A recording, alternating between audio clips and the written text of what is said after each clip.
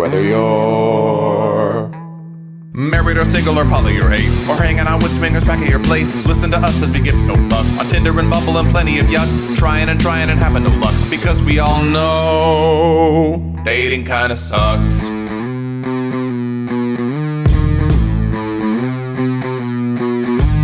Sarah and Adam are two of a kind. He says stupid shit and she doesn't mind. They're not doing this show to make any buck. Life as a chicken whose feathers they pluck. Why does it work? Well, here is the crux. They both know dating kinda sucks.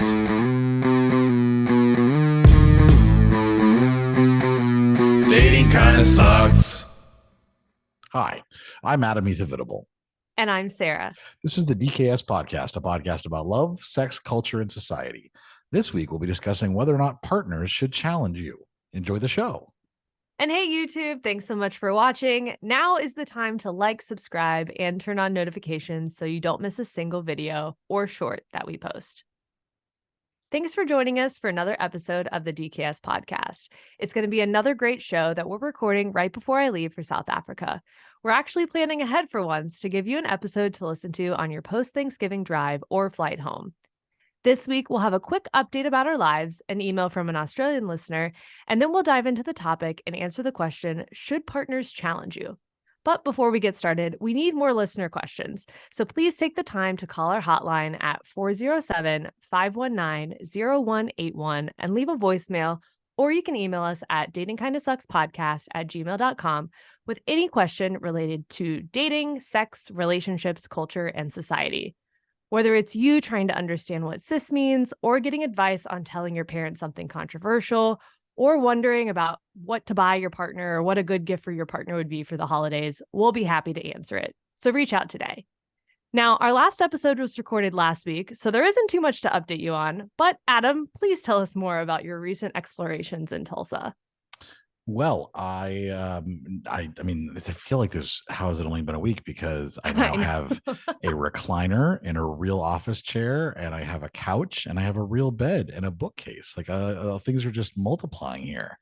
It's fantastic. I have one of those fancy old man recliners that I can plug in that has heat and vibration. It's amazing. You're an adult now. I know, or I think I skipped adult and went right to old man. Basically. Grandpa, yeah. And I got a couch today. The couch was delivered, and I installed it. You had to put it together. And I want to say, hearty fuck you to FedEx. For oh, really? Okay. Yes. The couch was an 80-pound box that they literally left directly outside my door. That if I wasn't me being able to like lift it myself and move it inside, like honestly, if it was you would have been in trouble, like because it was blocking the entrance. Couldn't slide it. It's 80 pounds, so like it was quite a bit to slide, and yes, then you're gonna slide across your floor, but even that was not easy. I had to it took some effort, and I was like, what if this was some like little grandma getting something delivered, and like they put it so she can't even get out her door. So yeah, they shouldn't put it right in front of the door. No, that's also a fire hazard. Yeah, exactly. Like if there's a fire and I try to escape, and all of a sudden there's a couch blocking my way. But yeah, and so then I posted on Facebook about that, and someone said that FedEx does that to them all the time. Like UPS and Amazon never do that, but when FedEx delivers, they like lean these heavy things like on their door sometimes. So they're trying to open their door, and it's leaning on their door. Yeah. So, what if it's something easily breaks, and then when they open the door, they don't care? Yeah, I guess not. Yeah. So, anyways, that was interesting. And I'll tell you what, I have gotten quite adept at building furniture that is designed to be built by two people by myself. Like I will be balancing one thing on a knee and using a drill while I've got like my teeth gripping onto another piece, just trying to get it all balanced, so I can screw things together. So I'm pretty proud of myself in that sense. It sounds like you're on your single girl journey, because that's what I had to do when I was building furniture alone, and all the instructions were, please do, or you must build with two people. And I go, well, it's just fucking me. Exactly. Yeah. I just it's crazy how another person makes all the difference sometimes. So and Tulsa's been good. I since I'm finally starting to get organized and then slowly get furniture and feel like an actual human here. I went out on Saturday night for my really first night. I went out on Halloween, and that was an interesting night, but this was like my first night kind of going out with friends that live here. Mm-hmm. And it was really fun. I met them out of town a little bit at a brewery, and I drove out there and met them, and didn't drink anything because I don't like beer, but which You like the vibe? Well, yeah, it was cool. It was cool yeah. to vibe. It was cool. It reminded me of Hourglass Brewery in Longwood, Florida, where they have tables set up and a whole bunch of like board games and tabletop games. So you could just like sit there and just drink beer and play games. And they had a big warehouse set up with like cornhole and stuff like that. It was pretty neat. But then we decided to go into town because I was talking to my friend's boyfriend and saying, that I was looking for something diving. He goes, "Oh, I know just the place." So we went to this place called Arnie's, and it was definitely diving. Like they still smoke in there. Like that's how you know that's one sign of a dive bar. And I ordered a double, and the bartender goes, "I'm just gonna tell you a piece of advice: don't order doubles here. There's just no point. Let me just just order a single. You'll be happy. I promise." Like yeah. That's So good. So went there, then went to this other place. It's more of a club called the Rabbit Hole. There's a dance floor, and that was really cool. It was very alternative, and there was a guy literally singing EDM for like 4 hours. And I don't know how you sing EDM, but he was on stage and he was singing, and there was music playing, but like he was singing along with it in a really interesting way. Was it good? Yeah, it was really good. Like I thought it was like actual music, just like all being played, and then I looked up and no, there's someone up there on stage singing this, and it was really interesting. Yeah, it was a cool bar, very alternative, and I think it was a little bit of a departure from the dive bar. It was still divey, but in like an alternative way. But yeah, I had a good time there, and then I was there till almost I think until they closed at 2. And then I realized that where the bar was literally like a block and a half, maybe 2 blocks from my apartment. And I was like, I'll just walk home. So I just walked home and went to my apartment and went to bed and woke up very hungover just because I didn't do my normal drink water and take ibuprofen before I go to bed. And so after a while, I was like, oh, I have to go get my car now because I left it down. I left it it's only a couple blocks away, but like I have to go out into the sunshine and like, brave that and go there. So I literally called an Uber. I was very lazy. Shameful. Shameful. I paid like $8 to go 2 blocks. You were able to walk home, but you have to. I know. Get an Uber. So then I get to where I parked my car on the street, and it's gone. And like towed gone. It's just not there. And I'm like, and I remember where we parked very specifically because one, I hadn't had anything to drink when I parked the car. I'd been to the brewery, and I remember seeing a mural in front of us that my friend pointed out. She's like, "Oh, I love this mural," and she was talking about it. So I remember that. So I knew exactly where my car was. And so then I had to find out. I'm sitting there, of course, and I'm kind of hungover, and my son, like the sun is out, and it's my god, and it's like 70. It's like it was like 70 degrees too. It was like weirdly warm, and I'm just like, I just don't want to be here right now. And so I'm like calling around to the towing places, and none of them have any record of my car. And I'm calling. I call the police non-emergency line, and they're like, "No, we don't have any record of it either." So I was like, "God damn it! Does that mean someone stole my car?" Like my first night going out, and just I left because I left it too late overnight, and someone stole it. Like, who's gonna want this piece of shit? 100,000 miles on this old Ford. Like, no, it's not like a car anybody steals. So I was like, before I do that, let me just verify. So I call another Uber to go home because I'm not walking home. I'm just like, fuck this. So I called another Uber to go home, and I'm thinking about it this whole time. And I'm like, I just remember having this really vivid dream about walking home. Not a vivid dream, like a vivid memory of walking home. And I start realizing, was it a memory or was it a dream? Did I dream that I walked around downtown late night and actually didn't walk and drove home? And maybe I did that. I don't know. Like maybe the dream was just so vivid. And I did distinctly remember opening the door when I got into my apartment. There were these 2 people coming in that they were right behind me, and I held the door for them. And then I started thinking, would I have done that at the front door? Would I have done that for 2 random strangers at the front door? Or would I have done that in the garage where they already got into the garage? So I knew that they're residents, because you have to get into the garage. Right. So then I started doubting myself. So I had the Uber driver drop me off here, and I went back into the parking garage, and my car was sitting in my assigned spot. Wow. So apparently, and the thing is, here's the thing: is I was not that drunk. I did not. It wasn't that was my next question. Yeah, I was not like obliterated or anything like that. I was drinking very, very marginally because I just can't drink that much anymore. And I had a bunch of food right before, like at 1 a.m. I ordered. They had a kitchen. I ordered food. I was like, I think what it was just that I was tired. I drove home, which only took 30 seconds because it's literally 2 blocks away. And then I had this really vivid dream about walking around downtown, how easy it is to walk everywhere. So I woke up convinced that I had walked. The walkability. That I walked home. The walkability. So yeah. So I think that's exactly what happened. Is this dream was so vivid that I assumed it was reality. And so yeah, I felt so fucking stupid though that I thought my car had been towed and stolen when it was. I could have just checked out in the garage and and seen if it was there. Yeah, You but wouldn't feel stupid if you never told the story. well, that's true. That's true. I could have just not shared any of this. But Gone about your life. whatever. I can't do that. I had to share it. So then I rewarded myself for finding my car. With have you ever been to this place called Raising Cane's? I don't know if I don't. No, think but they're in I've Seattle, seen but them. I Not had in some when I was in Seattle. Texas, and when I was driving through Texas, and I was really impressed. And they have one here, and it was literally like 15, 16 minutes away. But I was like, I'm going there today, and I went and got some. They have like the best sauce and chicken tenders that I've ever had in my life. Like that's all they have. Their menu is literally 4 things, like Chicken. 4 different levels of chicken tender, like however many you want, basically, and then their sauce. And so that was it. I ate a bunch of food, and then I've basically been putting shit together and going through everything in my house and trying to organize it. Nice. I miss all the chicken options now that I don't live in the South. That is one thing. There's not I guess that's probably true, isn't it? anything by me. It's all local places, which I'd rather eat at local places, but Yeah. there's no Popeyes, Raising Cane's, Chick-fil-A, anything by me. Right. Yeah, I get. Yeah, see that. I have learned there's not really much fast food around me. So if I want to go somewhere, I have to drive.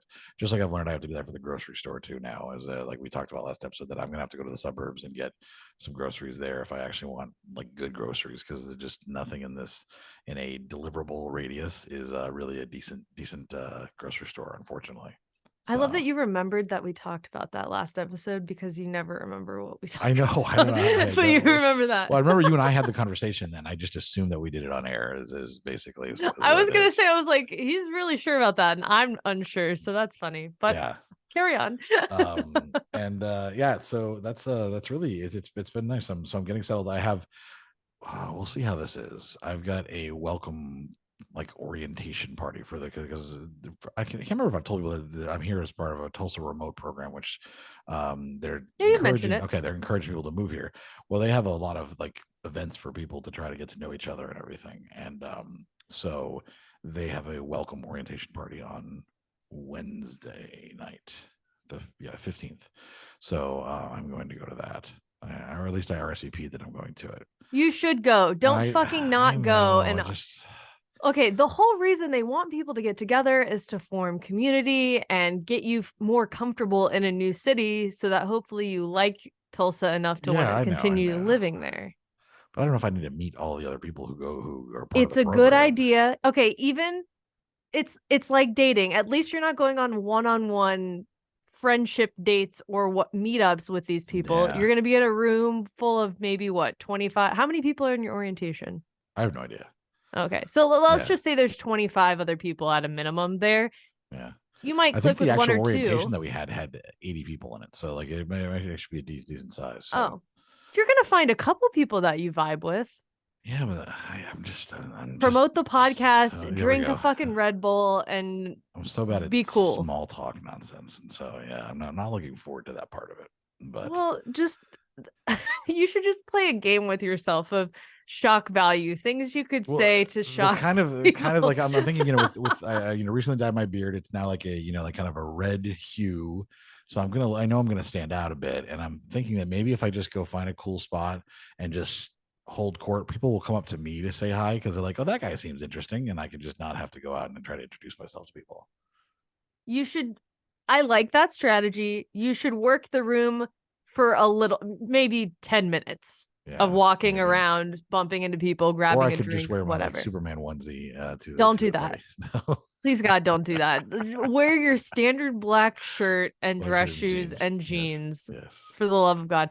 And then, if you find people that really annoy the hell out of you, just talk about how you take nude photography and do like all the crazy things that people just shock value, and then just keep a tally of how many people you've disgusted in conversation. I think the Slack channel is already a little horrified of me because someone was like, how do you meet new people? Like I'm writing an article for Medium. I want to know how you guys are meeting new people. other than just Tulsa remote events. And I was like, I like to go to dive bars and just, talk to other locals, like become a regular at a dive bar and then, like meet the other regulars that you show up, And I said, and the strip club's a great place to meet new people as well. You did not. Oh, I You did. did not. Yeah.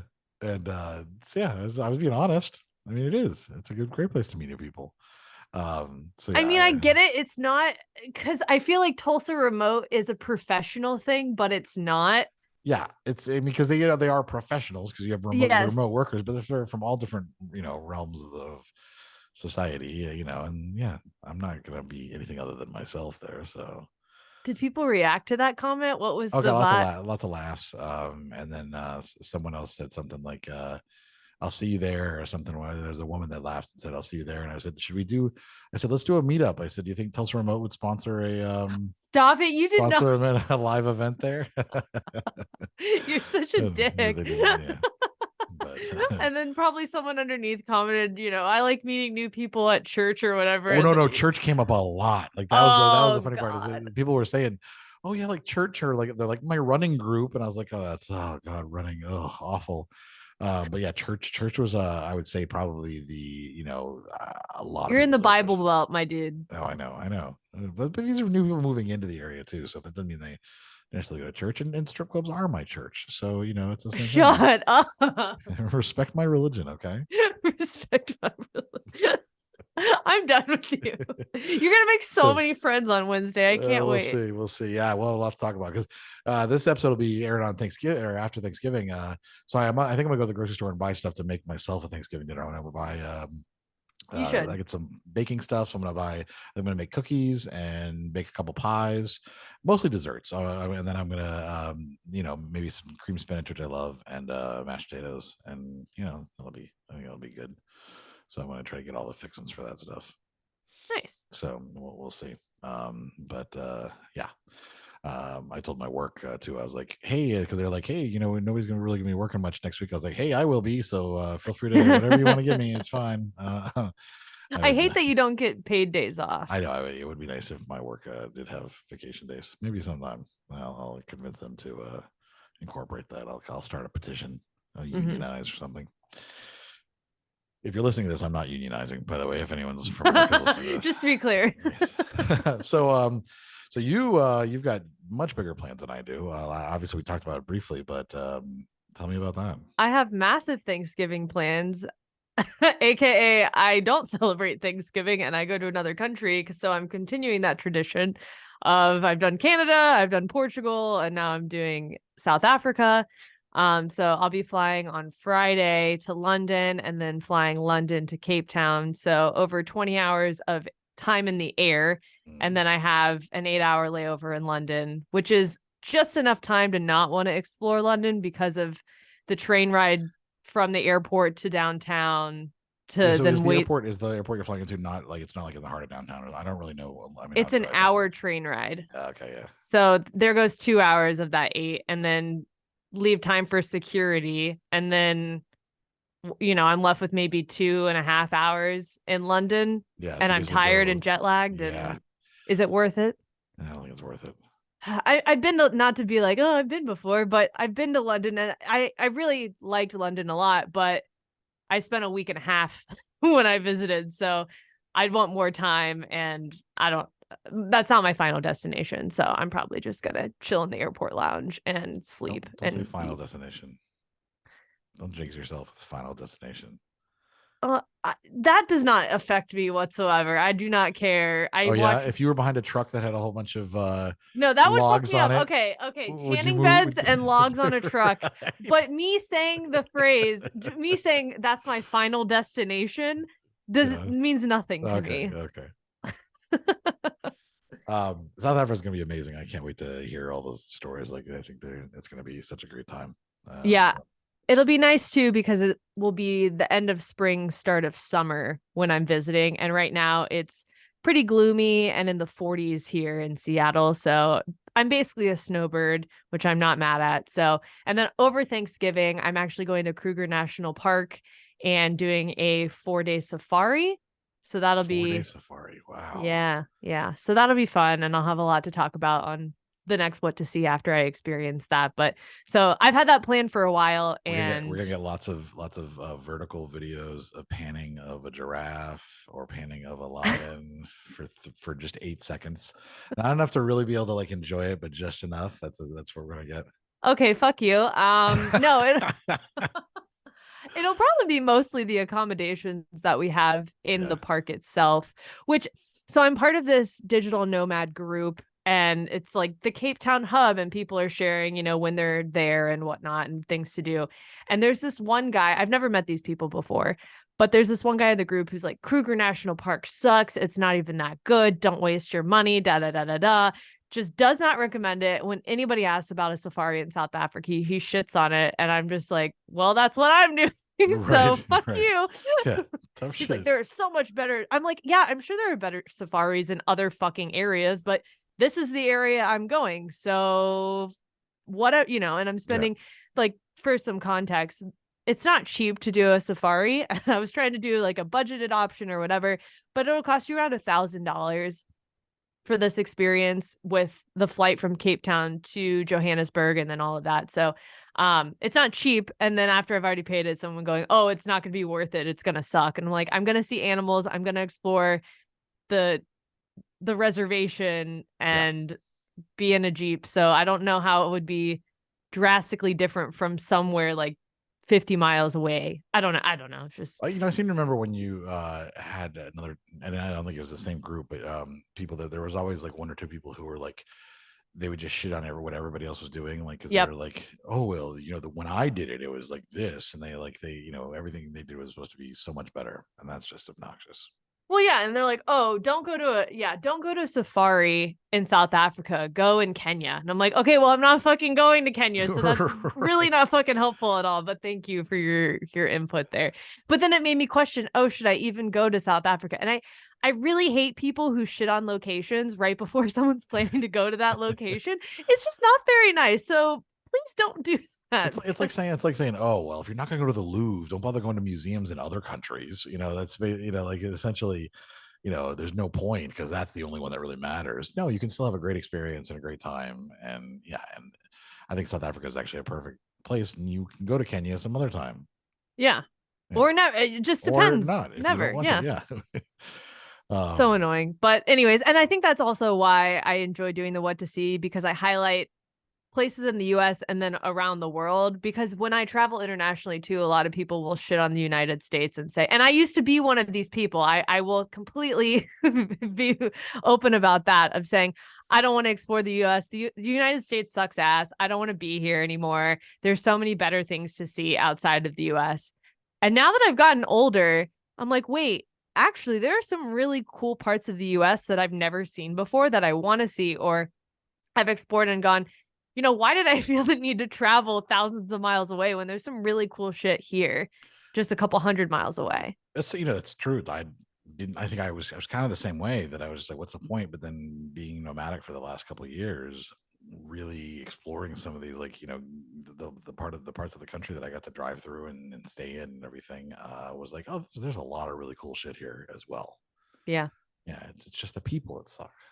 It's a people, yeah. And it's driving on everywhere, honestly. I just don't like people in general. So well, that and the shitty highways. Yeah, of course that area is gonna suck. The highways suck, and there's nothing cool to see off the side of this interstate in the middle of nowhere. But when you get to those cool places, there are amazing places around the world. So I wouldn't, no matter whether you live in the US or another country, don't shit on your hometown or your home country as much as you think it sucks, because there's cool stuff. Really question that I already know the answer to, but I'm going to ask it anyways. Have you seen Ace Ventura 2 When Nature Calls?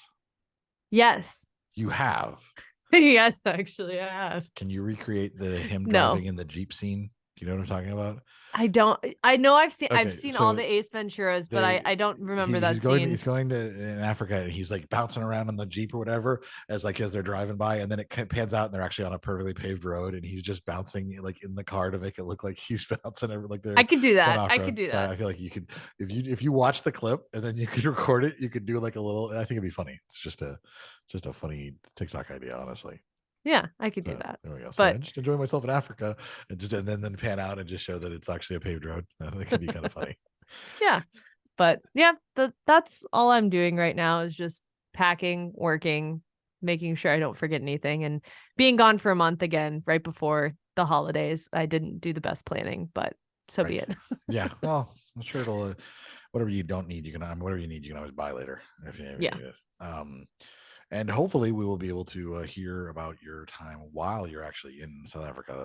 That's all going to depend on timing. Time change is going to, just the difference in time. And us, if we can coordinate properly, and motivation, all those things, if we have an episode while she's there. So we'll see. But with that, I think we're going to go ahead and take a break. And when we come back, we're going to answer an email from a listener. Would you like to read this email? Yeah, I guess I probably should. I'll probably do that one. Just because I read the intro. Yeah. And I read the last one too. Yeah, that's true. Okay. There we go. You ready? Yep. All right. So this email came to us from Georgia, and just want to remind you can email us as well at datingkindofsuckspodcast@gmail.com.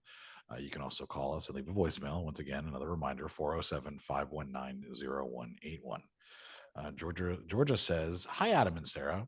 I've been listening to DKS for a long time now. I found you guys about 3 years ago when I was looking to get myself ready to start dating after the end of a toxically interdependent relationship. I'm now happily engaged to a kind and wonderful man, but I still listen to your episodes religiously. I'm Australian, and you're oh shit, maybe I should be. Hi, Adam and Sarah. Stop it I've been right listening now. to DKS for a long time now. That's awful. I found you guys about 3 years ago when I was looking to get myself ready to start dating after the end of a toxically interdependent relationship.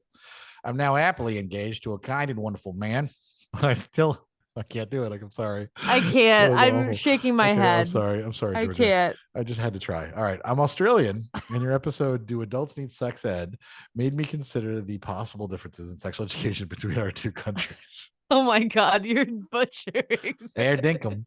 Stop. So bad. I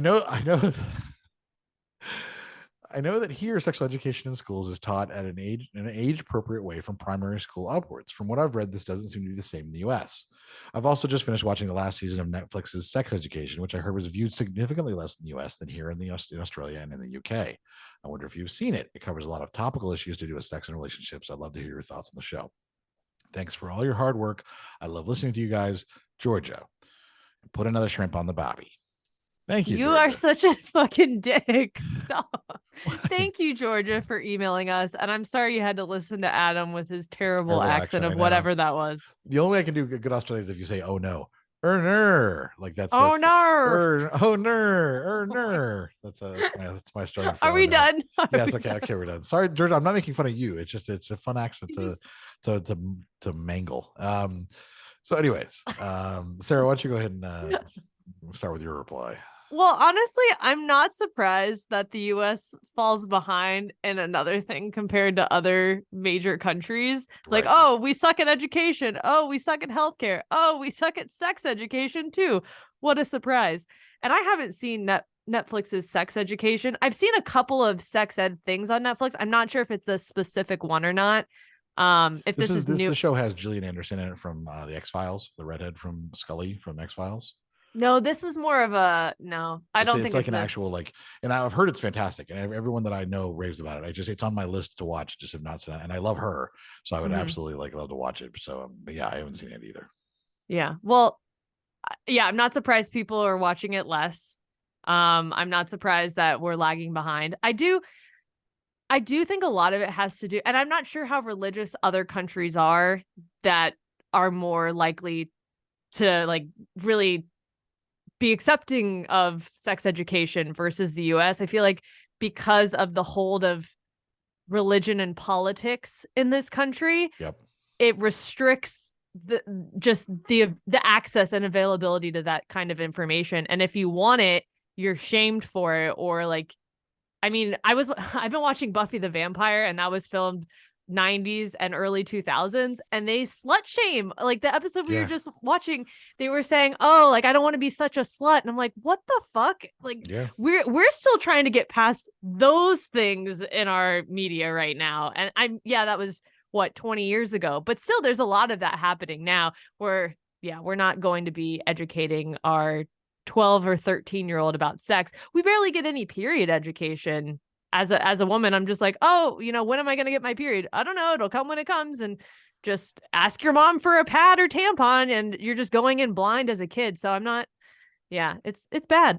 Yeah, I think it also depends on the state and county and community, because True. certain schools, private schools are a big thing, and a lot of private schools are, they're Christian or Catholic or something like that. So they're going to be less inclined to go into details because they, are preaching abstinence. So why would you educate somebody, children about these things, not understanding how much it actually can benefit people?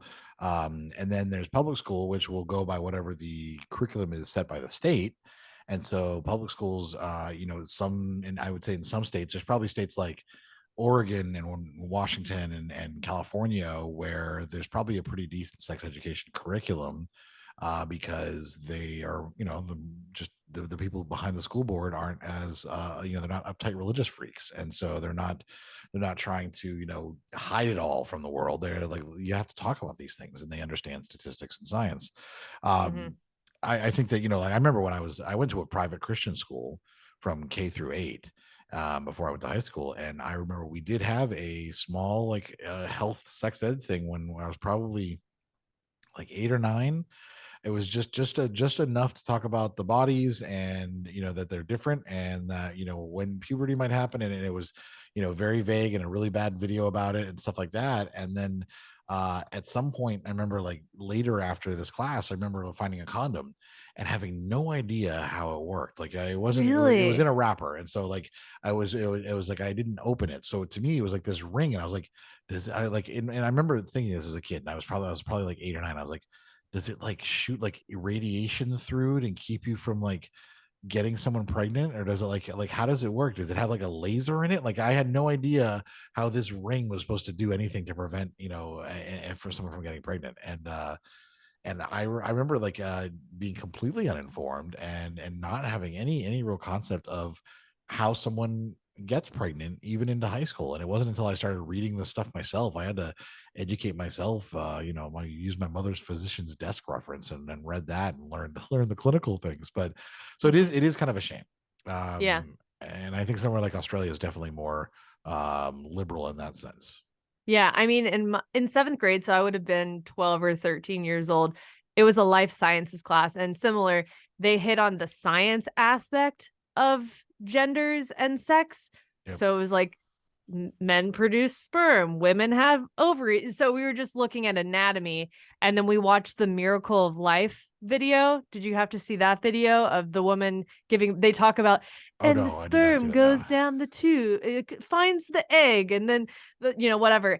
The only thing I remember from that video, which everyone was anticipating, which is why our parents had to sign a release for it, was that you saw the woman giving birth in the video, and she has a hairy vagina because she didn't, it's hard to fucking shave when you're pregnant and whatever. Right. And all the guys, the baby's crown, right? The baby's head crowns, right? Or something yes. Like that? And okay. So you see that in the video, but all the boys could talk about was like, ew, why would anyone want to have sex with her? She doesn't even shave her. Like, wow. as a girl, like, that stuck with me for so long.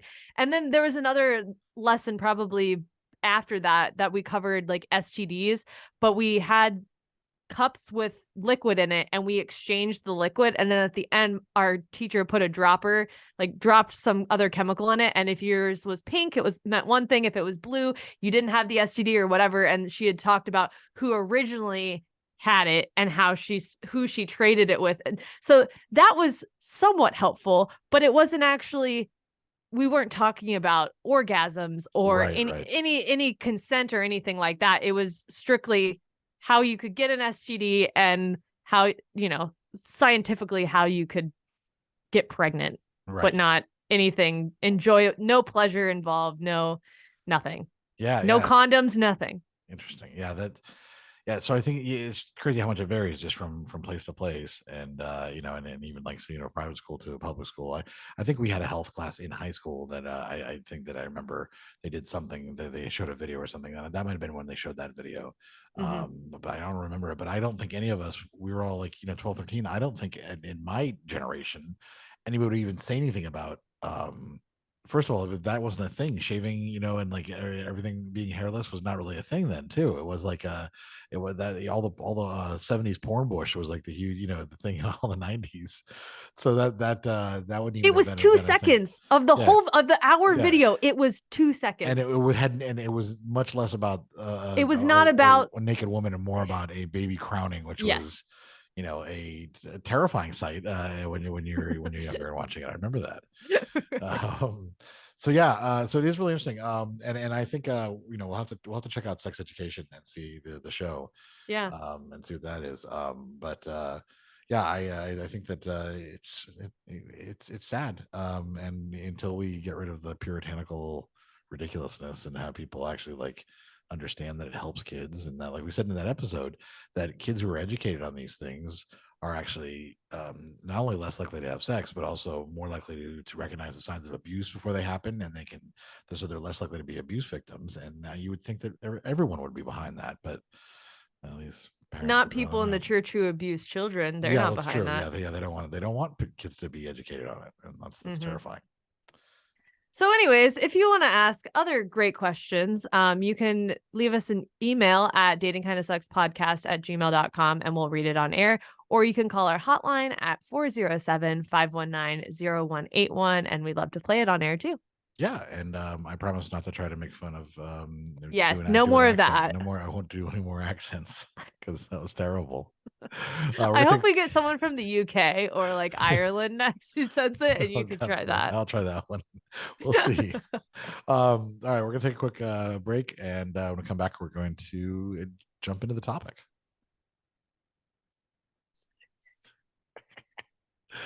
I had the idea right in the middle. I was like, oh, I should do this. I know you did too, because I saw your face. I was like, he's not. Oh, then you did. Yeah. That was funny. All right. Well, I guess you can lead us into the idea for this with our Facebook group if you want to start. Okay. I can do that. Yeah. Yeah. I'm trying to think if there's anything else I wanted to say about that. I don't think so. Yeah. Okay. You ready? Yep. Yeah. So I had an idea for this topic because of our Facebook group. And for those of you who've never listened to the end of the episode where we say all the places you can find us, we have a Facebook group called Dating Kinda Sucks. It's facebook.com/group/DKS Podcast.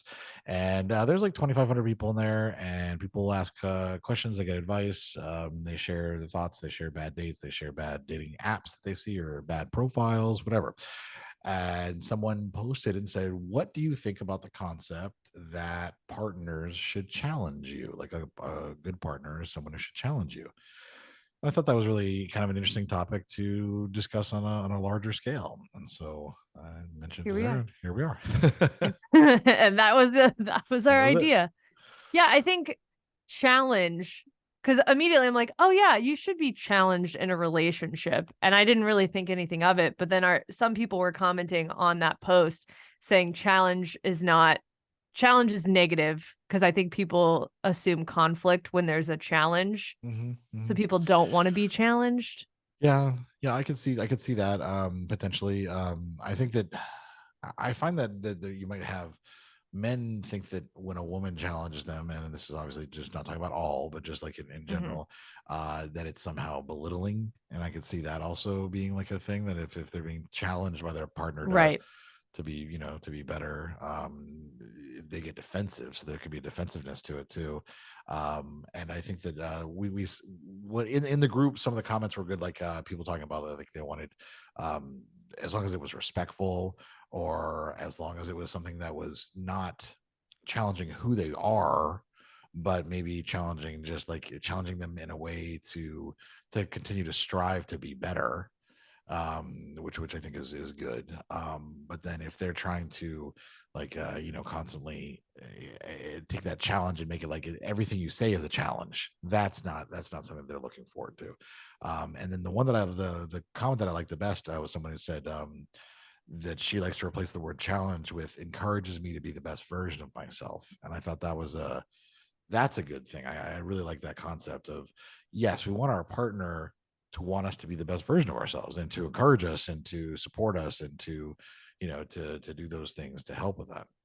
Yeah. See, I look at challenge, just that word, as a learning and growing stage where you're learning not only about your significant other, but about yourself and growing alongside your partner in a healthy way, learning and grow, like challenging what you know about communication and bringing yourself to the next level. That's like like it's an inner working challenge in a positive way to get better, not to have conflict and challenge in that way. So I don't see it as a negative. I think all relationships should strive to learn and to grow and not be stagnant, because then what is the point of, if nothing's happening, if you're not learning or growing, you're just, in 5 years, you're still going to be the exact same. So if it's not changing you, it's not really helping you, like changing you in a better way. It's not helping you progress forward in your life. Yeah, I agree. I think that there are a lot of people who are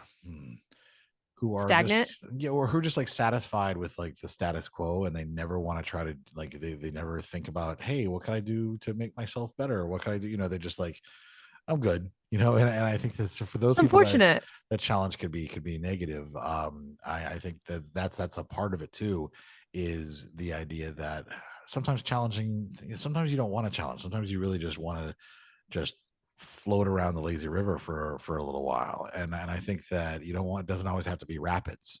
And I think that's, as someone who's had, randomly crazy challenges thrown at me, occasionally I'm like, hey, great, I'm glad I can accomplish these things, and look at what the growth I've had, and I'm so happy to like have have made it through all these challenges and gotten to this point where I'm even better now. But can I get a fucking break for a second? And so I can see where a constant challenge and someone who constantly pushes you and doesn't always just sometimes offer unbridled support could be exhausting at times too. Yeah, I think everybody has a different season in life where they're pushing towards something, then where things have kind of tapered off and they're more chill, then they're striving towards another thing and they're being challenged, whether that's in their relationship in a positive way to learn and grow, or like in work. There's different seasons for every life. But I think if the entire time of being with that partner, you just feel like you're floating down the lazy river, like you said, then it's not really benefiting you as an individual, because when you walk away from that relationship, what did you gain? Right. And I always look at that from past relationships. Okay, it might not have been the best relationship, but how was I challenged to be a better person? What did I take away from that relationship? And I think that's where challenge really comes in to the viewpoint of like, how have I changed? How have I progressed my life? Not what were the struggles our relationship had. Yeah, no, I think that's, and it's about, the lessons you've learned, and, and how you are different from at the end point than you were in the beginning. Like who are you, who have you become? And so the challenges are good. And so that actually introduces another question: is it your partner's job to challenge you, or is it a healthy relationship that challenges you? And is it a healthy relationship where both people are striving to be their best selves, where then you actually are challenged just as a matter of nature of it being a healthy, a good relationship? And I think that's things to kind of think about, because I like the idea that like a relationship can challenge you, and it's not a person pushing you to do something. It's just the fact that you love your partner, you want to support your partner, and you want to be better too. So that as a result of doing that, you learn how to, you're challenged to communicate better. You're challenged how to be assertive when you there's something you want, and not have it be something where you always like you consider yourself a martyr because you always give in to the other person, but you actually are assertive for what you need, your needs. That how and when you have to make compromises or make sacrifices, like you're kind of challenged with that, and then maybe you're challenged on like stepping outside of your comfort zone, and even like vulnerability and allowing yourself to be vulnerable to someone else. Like those are challenges that are a relationship puts, that it's not one person pushing, but it's both people when they're both kind of wanting the same thing, that I think comes from that.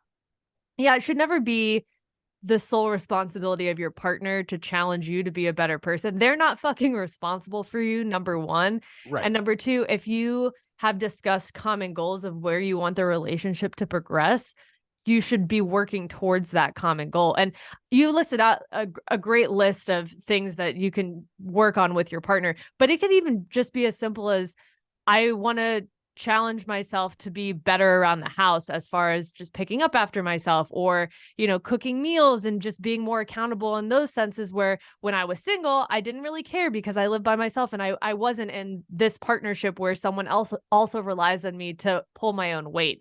And so it's a different mindset shift there too, where you're being challenged to think of the other person more than you would if you were single. That's actually that's really good, because I think that's where we see a lot of issues with a lot of younger relationships, where people like meet in high school and then they're together for a long time, they get married, they have kids, and like all along this entire process, in many cases the woman that has been growing and changing, and especially if they have kids, because like she's basically like she's being forced to put to go through physical changes and emotional changes and everything just from having children alone. And then a lot of times you'll see that the man really hasn't changed that much, and it's kind of still the same he was. Yeah, he's still kind of the same. And it takes him wanting to do better. It takes him challenge himself to grow into a better person, and to realize that he's not the only person and he's not the only person in the relationship. He doesn't want to be just another child. He wants to be an adult. And I think that that a partner challenging him to be better is a good thing in that case, because that type of change is very necessary. Yeah. I mean, I look at my experience in this relationship with Roy of, I was never really challenged to cook or to care about cooking. Right. And now I've been challenged to like prepare and think ahead about meals to cook for 2 people once or twice a week. Yeah. And to just be on top of kitchen things every once in a while. And it's like a new responsibility that I was reluctant to take. It was just like, it's not important to me. But now I think, as time's gone on and I've learned these skills, and then I've been encouraged by my partner, now I feel more comfortable in the kitchen, and I've grown as more of a homemaker, which wasn't something I ever valued before, because that wasn't anything. I didn't do that solo in my life, but where now I'm like, I actually really appreciate that challenge from my partner. And there are so many other instances too, of just communication or being challenged, I don't know, with tough situations around family or whatnot. But that's just an instance where I'm like, yeah, like I've never been challenged. You could shrug off your family saying you should do more of this or whatever, but you feel more accountable when your partner's relying on you to pull, 50% of whatever, cooking or whatever the chore may be. Yeah, that's true. And I think it's something that you don't even think about until sometimes you're in that relationship, like you said, and you don't even consider it. And I think that there are couples sometimes where it feels like it's just one person is like always striving for best and and taking everyone with them, like, and basically forcing the other person against their will to try to improve, and whether it's physical, mental, emotional, etc.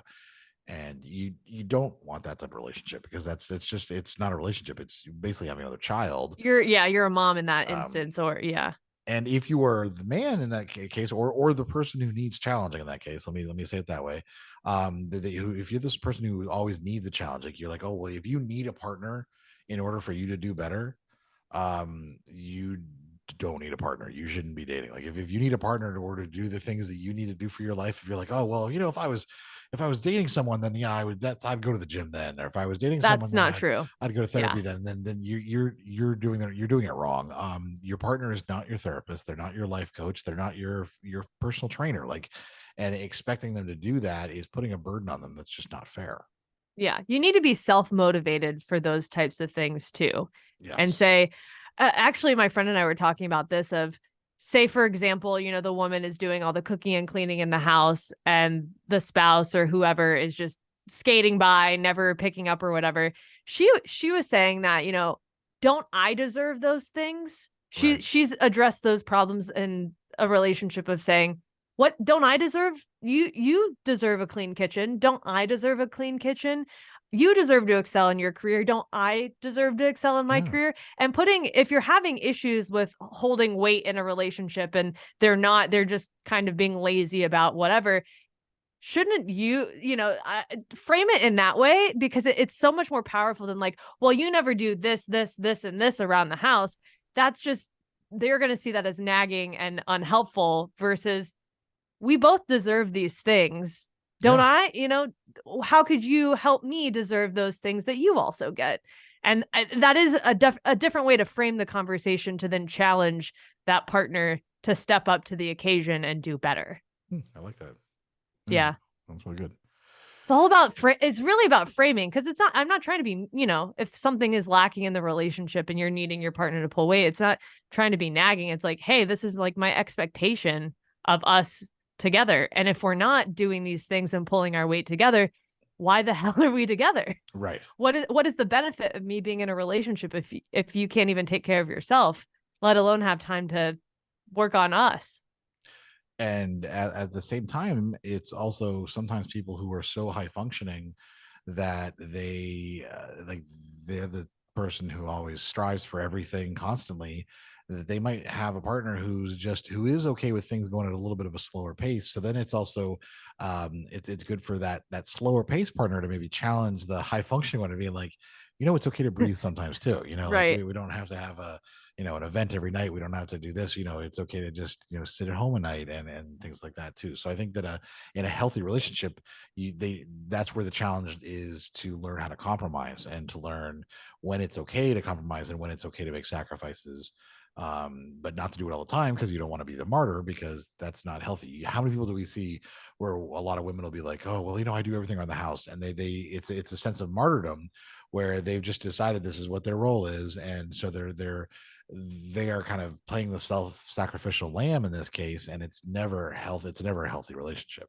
They're resentful, and then it ends. Yes. At some point, whether it's a year or 5 years down the road, something's going to break, and you're like, and then it turns into, well, I always do this, this, and this, where if you frame the conversation differently to say partnership together, pulling our own weight, maybe that'll resonate more with that person, instead of like, what? I don't know. I'd rather be single. An episode of Snapped. Oh yeah, true. Yes. Very true. But I think too, being challenged, and I think this is where you're going to go next, of sometimes you don't want to be being like from the lazier side. Sometimes you're in a point in your life where you've been with the person for a while, you've pushed, and you've like, for moving and whatever, you want to enter a stage of not being challenged. You want things to be easy for a little bit. And I think that's okay to a degree if you discuss with your partner, hey, I understand you want these things. Here's where I'm coming from. Where can we compromise on? I don't want to be challenged for cooking 3 nights a week, or challenged to go out and meet people, or like do all of these events or whatnot. How can we find something that works for both of us where we're at in this stage of our lives? Yeah. And I think that a lot of times when the challenge becomes like, it becomes something, is when there's a new stage.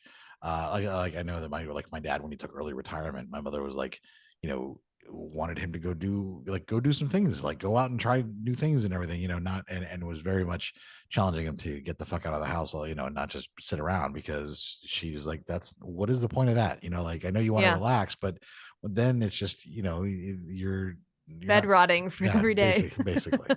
So, now I want to, I think, kind of talk about some of the negative or maybe unhealthy aspects of when challenges are not good, like when you can know that they're good. And I think that just a few areas that like when they're not, when you haven't consented to it, like when it's something where someone, or you don't know the person well enough, like it's like, your second date, and they're trying to challenge you and things like that. Like, fuck off. You have to, exactly. You have to know somebody, I think, long enough, and you have to have given them some type of indication that you're okay to be challenged, like you're asking them for that input. And I think that the longer you're in a relationship, that the more that consent comes up, in a sense that, I appreciate your input. Like, it's you're welcome to give me unsolicited input if you want.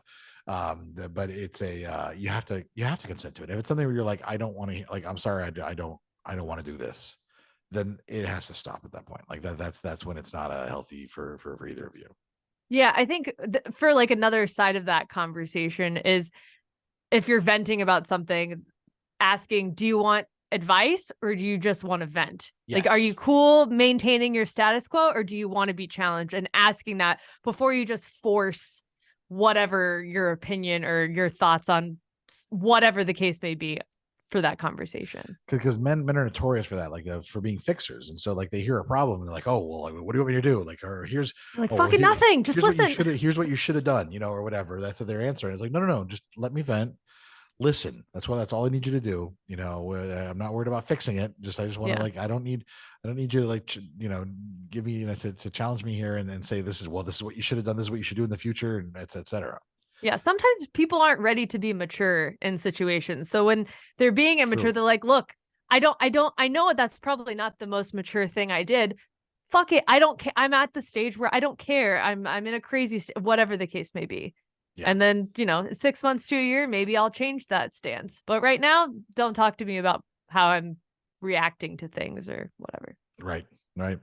I think also that it's never good to have to be challenged when there's a big power imbalance, like when one person is constantly either belittling or like it's when it's used as an abusive tactic, when someone's making if you're hyper aware of your weaknesses because your partner always mentions them and things like that, and it's not a challenge anymore. That's not a challenge. That's actually like emotional abuse, and that's not good. And then on the flip side, if you're somebody who always gets defensive, anytime anybody like challenges you in any way, well, then take it as a personal attack. Yeah, exactly. Yeah, like sometimes things aren't an attack; they just are. And so you have to also sometimes be able to relax that defensiveness, because that's not good for communication as well.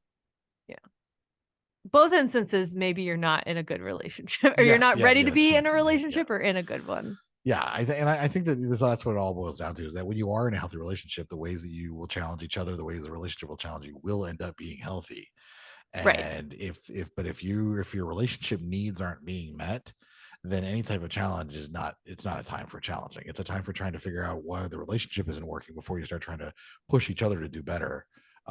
You should be doing better as in a relationship, or maybe you shouldn't be in that relationship. Or even you should be doing better as an individual. If you're feeling self-conscious about people calling you out on your weaknesses because it's a glaring issue, maybe you should have been single and fixed that issue, whatever that issue might have been, before being in a partnership where it's a big crack in your relationship. Yeah. I don't know. What do I know?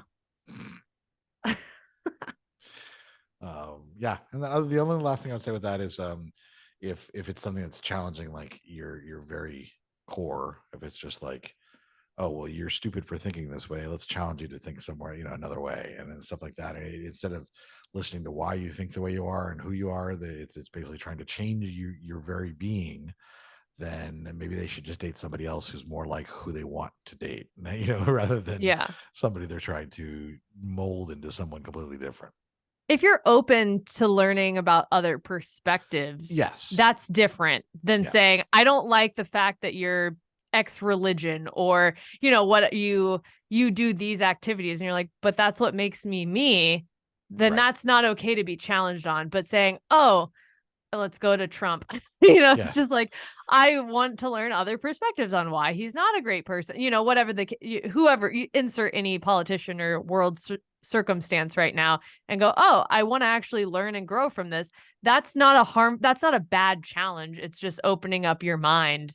Right. And because a lot of the times too, with being challenged, you've been in a bubble and you don't realize how your actions or thoughts or whatever are affecting your partner and or other people. Yeah.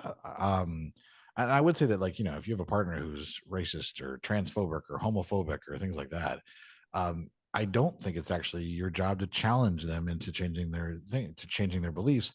It's your job just to not date or be with somebody like that. Right. Don't. You can tell them that you don't agree, but like, it's not your child. It's not your job to change their entire society. Like they have to want to change on their own, and you challenging them is going to make them resent it in the long run. You're better off just getting away from them. Yeah. I would say if it's a problematic statement that you're like, that wasn't the right thing to say, and then they're like, oh, why? I truly don't understand why I shouldn't have said that. That's completely different than being like, well, fuck you, you don't know what you're talking about. I think, that's totally different and worth a challenge and growth moment. Yes, I agree. Anything else you want to add to this topic? No, I just think, look at the word challenge. Sometimes challenges are good, like in the learning side of it. And sometimes challengers explode in the upper atmosphere in 1986. Adam, stop. Straight to jail. Straight to jail. Stop. You were being so bad this episode. First the accent, now that. Straight to jail. Well, if you feel a type of way about what Adam has said during this episode in any way, shape, or form, and you also think he needs to go straight to jail, you can let us know by calling our hotline at 407-519-0181 or emailing us at datingkindofsuckspodcast@gmail.com, and I'll make sure he doesn't read any emails in any accent moving forward. Right. And if you also know that NASA stands for need another 7 astronauts. Jesus Christ. Or if you want to join our Facebook group, you can join it at facebook.com/group/DKS podcast. Hey, maybe people actually listen to all the outro links if I insert challenger jokes in between each one. That's so fucked up, dude. I don't please stop listening. Hold on. Now. Here's one more. Do you know how many astronauts fit in a Volkswagen Beetle? I'm not engaging with you. 11, 2 in the front seat, 2 in the back seat, and 7 in the ashtray. My mother told me these, by the way, when I was 9 years old, when the Challenger exploded. So they have been in my head for many, many years. Carry on. Anyways, you can also, if you're not watching on YouTube already, you can, youtube.com/datingkindofsucks. We're on Instagram, of course, at datingkindofsucks. Sarah and I have our own individual Instagrams that we post in more frequently, just like our TikToks, at Adam Heath and at @simplysarahg_.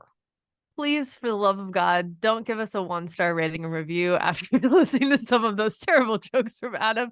Instead, give us a 5-star rating and review on iTunes, and be sure to actually leave a comment, like a review, instead of just rating us 5 stars, because that helps us a lot more on that platform. And be sure, if you do listen on Spotify, we have more iTunes listeners than Spotify listeners, but if you do listen on Spotify, follow along and rate the podcast on there. I found out that Spotify now has a thing where people can ask questions like on the app when they're listening to a podcast, and then I actually found out where that pops up, where we can reply to them. Do we have hidden questions? We had a whole bunch of hidden You're lying. Hidden comments and questions. Some of them were just comments, but some were questions. Oh fuck, and stuff. Were they bad? No. Well, one was. It was just, but it was obviously a new listener didn't realize that we talk about our own lives in the beginning and stuff like that. Oh, true. Always happens. Yeah. So, and so we also, if you'd like to support us, you can support us on Patreon for $5 a month, and that's at patreon.com/DKS podcast. And if you were wondering what type of shampoo Kristen McAuliffe used, well, they figured it out because they found her Head and Shoulders on the beach. So with that, bro, what the fuck is wrong with you? Oh my god, I had no idea where that was going. Have you ever heard these No, jokes? I've never. I thought I told these. I know, but I thought I had told these to you. No, Oh, they're so dark. And like I said, I was 9 years old and my mother told me these jokes. Those aren't fucking jokes. Those are bad. So dark. They're so dark. I know. Not a joke. Okay, I apologize for this outro. We'll be back with a brand new episode whenever we have a brand new episode. So yeah, we're not going to promise anything. That's right.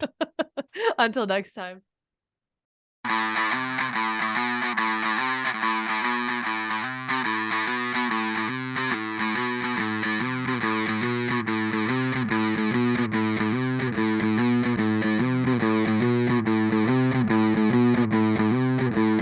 Whether you're married or single or poly or ace, or hanging out with swingers back at your place, listen to us as we give no fuck on Tinder and Bumble and plenty of yucks, trying and having no luck, because we all know dating kinda sucks.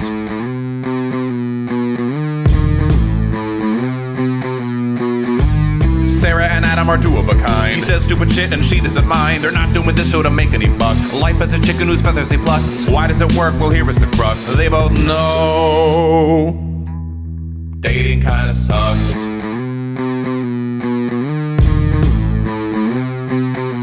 Dating kinda sucks.